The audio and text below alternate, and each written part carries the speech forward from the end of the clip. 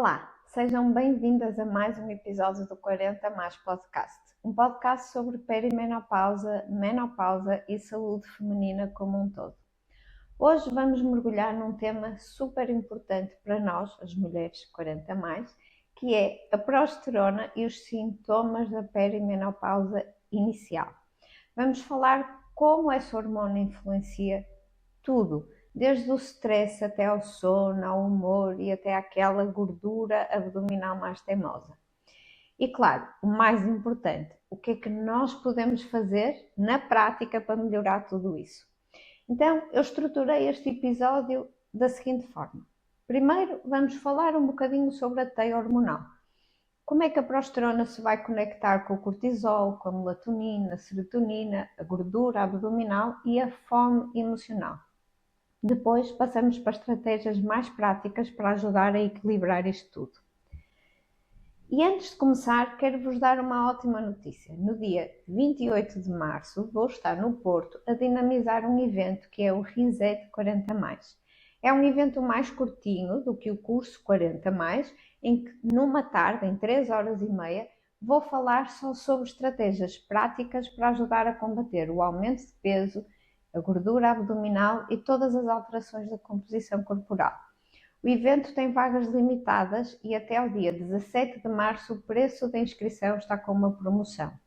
Vou deixar o link na descrição deste episódio, quer no Spotify, quer no YouTube e também no meu Instagram, que é @InesRuivoNutrical.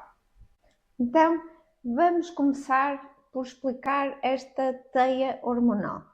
Como eu expliquei no episódio anterior, a progesterona é a primeira hormona a entrar em declínio e isso vai acontecer até 10 anos antes da menopausa e por isso começa na casa dos 40.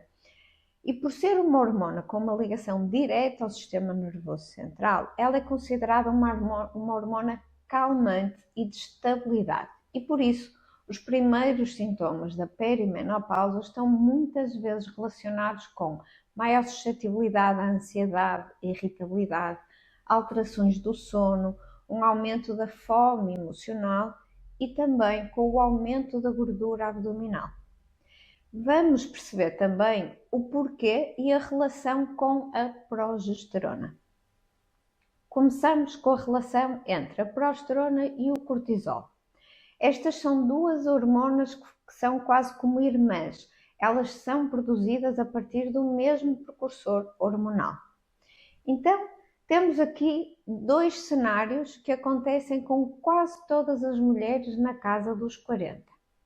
Primeiro, estamos numa fase em que é frequente estarmos sujeitas a um tipo de stress mais crónico, não é? Quem nunca? Muito trabalho, filhos em idades exigentes, muitas exigências no trabalho, nas escolas dos filhos, as atividades extracurriculares, sou a familiar, não é? O que acontece nestas situações é que o corpo vai priorizar a produção de cortisol. Porquê? Porque o corpo vai pensar assim: sobrevivência primeiro, reprodução depois. Resultado: a produção de progesterona cai e, por outro lado, segunda situação, estamos a entrar na perimenopausa e, por si só, a progesterona começa naturalmente a cair. O que é que acontece? O corpo já não precisa tanto de produzir a progesterona, que é isso que estamos programadas para acontecer, e ficamos com muito do tal precursor disponível, o que mais facilmente está disponível para a produção de cortisol. Então isto é uma via de dois sentidos. Por um lado, temos a queda da progesterona que nos deixa mais suscetível ao aumento da produção de cortisol. E por outro, isso vai acontecer precisamente numa fase da nossa vida em que quase todas as mulheres estão expostas a muitos fatores de stress, o que vai fazer com que esta queda natural da progesterona seja mais rápida e abrupta do que o que deveria ocorrer naturalmente, fazendo assim com que estes sintomas sejam mais intensos ainda. E o que é que acontece nestes casos? Mais ansiedade, mais irritabilidade, a fase lútea do ciclo fica mais curta, a TPM vira um pesadelo e o sono fica mais leve. A perimenopausa inicial muitas vezes não chega com aqueles calorões dramáticos, começa com o eixo do stress desregulado. É subtil, mas com um impacto brutal na nossa qualidade de vida. Agora vamos para a relação entre a progesterona e o sono. A ligação com a melatonina. A progesterona é como um calmante natural para o cérebro. Ela vai atuar e vai ser cofator nos receptores de GABA, que é um neurotransmissor calmante e relaxante.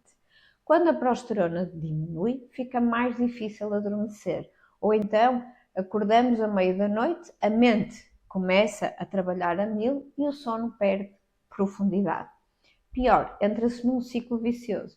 Menos progesterona leva a pior sono aumenta o cortisol, mais cortisol diminui ainda mais a progesterona e muitas mulheres ficam presas nisto durante anos sem perceber o que está a acontecer. Se te estás a identificar com isso, respira fundo, porque há soluções. E agora, a relação entre progesterona e serotonina, que explica como a progesterona pode afetar o nosso humor e a nossa fome emocional. A progesterona ajuda a regular a serotonina, que é a hormona da felicidade e do bem-estar. Quando há uma queda da progesterona, surge uma maior sensibilidade emocional, irritabilidade e, consequentemente, um maior desejo por açúcar e mais episódios de fome emocional. Isto não é falta de força de vontade, ok? É neurobiologia pura. O cérebro desregulado procura uma compensação rápida e o açúcar é um atalho facílimo para modular a serotonina. É o corpo a tentar equilibrar-se da forma que sabe. E por último, a relação entre progesterona e gordura abdominal. Este é um ponto-chave. Quando a progesterona cai, o eixo do stress ativa-se mais, o cortisol sobe e com isso sobe uma resistência à insulina. Então é assim, cortisol crónico, uma maior resistência à insulina que leva a um aumento da gordura abdominal. E juntando isto a um aumento da fome emocional, temos mais picos de açúcar num corpo com resistência à insulina. Automaticamente, aumento da gordura abdominal. Muitas vezes essa gordura abdominal na perimenopausa não é por comer mais, é um sinal de stress hormonal. Não é propriamente culpa tua, é fisiologia e para isso precisamos de prestar atenção aos sinais. E agora vamos à parte que todas estamos à espera. Já sabemos o que acontece no nosso corpo, vamos às estratégias práticas. Em primeiro lugar, quero começar por falar do sono. Se eu tivesse que escolher a melhor forma de preservar a progesterona, de não deixar que ela caia de forma mais rápida e abrupta, seria melhorar a qualidade do sono. Eu sei que isto é muito mais fácil de falar do que fazer, mas existem algumas estratégias que, se nós nos focarmos nelas, vão fazer toda a diferença. E então, tenho que vos falar sobre a higiene do sono. Das coisas que mais regula os nossos relógios internos e biológicos é a exposição à luz e os horários. Então temos que ter uma rotina de horários. Ir para a cama sempre à mesma hora, que essa hora seja sempre antes da meia-noite e acordar sempre à mesma hora. Depois, de manhã, devemos nos expor à luz branca, à luz natural. Isso no verão. No inverno, que acordamos durante ainda é escuro, devemos expor-nos a uma luz branca. Pode ser um candeeiro com uma luz mais fria ou até mesmo o telemóvel, um ecrã, mas óbvio que não é para ir ver os e-mails, não é para abrir o Instagram ou as redes sociais para já nos colocar extremamente aceleradas. Não, é só expor-nos a uma luz mais fria, que é a luz da manhã. À noite, pelo contrário, quando a luz lá fora começa a cair, dentro de casa também temos que acompanhar. Então ter pouca luz, luzes mais quentes, mais indiretas e 1 a 2 horas antes da hora de ir dormir, não podemos ter ecrãs, exposição à luz branca, à luz mais fria. Então desligar ecrãs e fazer atividades mais relaxantes com uma luz mais ténue e mais quente. Dormir com o quarto não muito quente, sempre o quarto fresco e aqui a chave é a rotina. Tentar deitar-nos quase sempre à mesma hora e acordar quase sempre à mesma hora. Também podemos fazer exercícios de respiração, se na hora de dormir estamos mais agitadas ou a pensar mais em coisas que temos que fazer e estamos mais estressadas, fazer exercícios de respiração também pode ajudar a acalmar o nosso sistema nervoso central.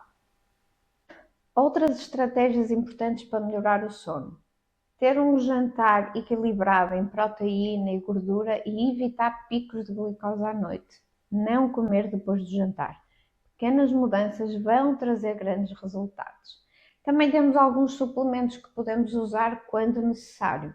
Dependendo do teu caso, nós podemos experimentar o magnésio glicinato, glicina, L-teanina, ou até melatonina, mas em doses baixinhas e fisiológicas e em casos muito específicos. O objetivo não é sedar, mas ajudar o corpo a entrar no ritmo circadiano e melhorando assim a qualidade do sono. Mas é obrigatório consultar um profissional, porque tudo depende de como é o teu sono, a que horas acordas, se tens sono inicial ou intermédia. Não adianta tentar de tudo sem lógica. Pode ser pior a emenda que o soneto, porque pode estar a dar informações completamente erradas ao teu corpo. Em alguns casos, pode ser importante apoiar o eixo HPA e reduzir a produção de cortisol. Para mulheres com stress muito elevado, nós podemos considerar algumas outras estratégias como as plantas adaptogénicas, mas é preciso ter muita atenção. Estas plantas têm imensas contraindicações, não podem ser usadas em determinadas situações e, por isso, tudo isto tem que ser discutido com um profissional de saúde. Quando eu falo aqui de suplementos, o que eu quero passar é informação para vocês questionarem um profissional de saúde que vos acompanha. Não é de todo para experimentarem por conta própria. Neste episódio em que eu falo sobre a progesterona, eu tenho que vos falar de uma planta muito importante, que é o Vitex. É uma planta que atua na produção de progesterona e pode ser espetacular em mulheres que tenham sinais de queda da progesterona ou dominância estrogénica, como ciclos irregulares ou mais curtos, uma menstruação mais intensa, uma TPM mais forte, tensão mamária, irritabilidade, insónia. Ela vai atuar na hipófise e trabalhar na fase lútea, mas não é para todos os casos. Ela é espetacular, mas é muito séria porque ela mexe com a produção hormonal e por isso não pode ser usada em todas as mulheres. É necessário fazerem-se análises para ver se podemos usar e não pode ser usada em mulheres que tomem a pílula ou que tenham o DIU ou outra terapia hormonal, e esta planta interfere com a ação de alguns antidepressivos. Por isso, é bom que vocês saibam que ela existe, que falem ao vosso profissional de saúde para perceberem se é interessante no vosso caso, se vos vai ajudar com alguns sintomas. E agora vamos falar sobre estratégias para trabalhar na fome emocional. Em primeiro lugar, temos que entender o que é a fome emocional. Ela está dividida em 3 camadas. A camada biológica, por isso a ação hormonal, a ação do sono. A camada fisiológica, estamos a falar principalmente do controlo da curva glicémica, proteína, dietas muito restritivas, e da camada emocional. Então, dicas práticas para trabalhar em todas estas camadas. Trabalhar na higiene do sono, que já falamos, ver ou estudar como é que está a regulação hormonal, nível de progesterona, se existem estratégias para estabilizar a produção de progesterona, que já falamos antes. E da parte fisiológica é a parte que nós vamos ter mais controlo, digamos assim. Então, temos que evitar grandes oscilações glicémicas e para isso é importante trabalhar com o aporte de proteína, por isso distribuir bem a proteína em todas as refeições do dia, desde o pequeno almoço até ao jantar, um bom equilíbrio de proteína e de fibra. Se nós fizermos todas as refeições com mais proteína e mais fibra, nós vamos ajudar a achatar a curva glicémica e ajudar a saciedade durante mais tempo. Mas eu vou falar sobre isto em específico daqui a 2 episódios, num episódio em que eu vou dedicar só à questão do peso na perimenopausa e menopausa. Os gatilhos emocionais, é muito importante nós falarmos aqui de saber identificá-los e para isso procurar ajuda de um psicólogo, psicóloga ou de um psiquiatra para trabalharmos nesta gestão do stress. Mas se nós começarmos a trabalhar no sono, o exercício físico, vermos em cada situação se existem suplementos ou, por exemplo, as tais plantas adaptogénicas, muitas vezes vão nos ajudar a complementar o trabalho mais de psicologia e de psiquiatria. Por isso é muito importante olharmos para todos estes fatores. Como é que estão as minhas hormonas e trabalhar nelas? Como é que está a minha parte emocional? Trabalhar nisso. Exercício físico e controlar a alimentação com estratégias muito simples e práticas. Eu vou falar delas nesse episódio e vou aprofundar ainda mais no curso no dia 28 de março, no tal workshop. Mas é importante perceber que tentar combater a fome emocional com uma disciplina muito rígida e muitas regras não vai dar resultado. O que é preciso é a regulação do sistema nervoso e hormonal.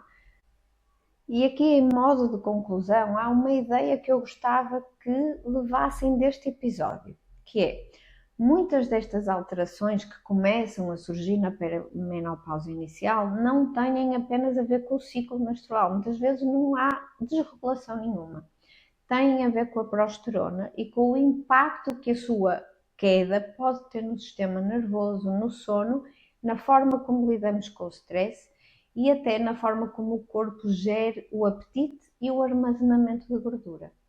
Quando a progesterona começa a cair, todo o equilíbrio hormonal pode ficar mais vulnerável. O cortisol sobe com mais facilidade, o sono torna-se mais frágil, a serotonina pode oscilar e isso ajuda a explicar o porquê que tantas mulheres começam a sentir mais ansiedade, mais irritabilidade, mais fome emocional ou uma maior dificuldade em manter o peso nesta fase. A boa notícia é que há muito que pode ser feito. Cuidar do sono, reduzir o impacto do stress, estabilizar a alimentação ao longo do dia com a proteína e com a fibra e, em alguns casos, utilizar suplementação adequada pode ajudar e apoiar este equilíbrio. A menopausa não começa com os calorões, muitas vezes começa de forma muito sutil, com o sono, o humor e na forma como o corpo vai reagir ao stress e a outras situações. E compreender o papel da progesterona é muitas vezes o primeiro passo para perceber o que é que realmente está a acontecer no nosso corpo. Se te identificaste, não tentes fazer isto sozinha. Procura ajuda com um profissional de saúde para te indicar o que é mais certo para o teu caso. O que funciona com a nossa amiga pode não funcionar connosco. Os suplementos que ela toma podem até ser pior para o nosso caso, porque vai ajudar a desregular ainda mais. E isso só vai criar mais frustração no nosso processo. E antes de terminar, quero só deixar um recadinho rápido. Não se esqueçam que este é um podcast interativo. Uma semana antes do lançamento do episódio, eu deixo um post no meu Instagram, Inês Ruivo Nutrical, com o tema desse próximo episódio para que vocês deixem perguntas específicas para que eu possa responder no fim do episódio. Neste episódio não houve perguntas específicas sobre este tema e por isso não tenho o que responder. Lembrem-se para a próxima de ir ver no meu Instagram e deixar lá as perguntas, que assim este torna-se um podcast mais interativo e mais de encontro às vossas necessidades. Se gostaste deste episódio, deixa um comentário, um like, subscreve o canal, quer no Spotify, quer no YouTube, e partilha para que esta informação chegue ao maior número de mulheres possível. Então, até à próxima!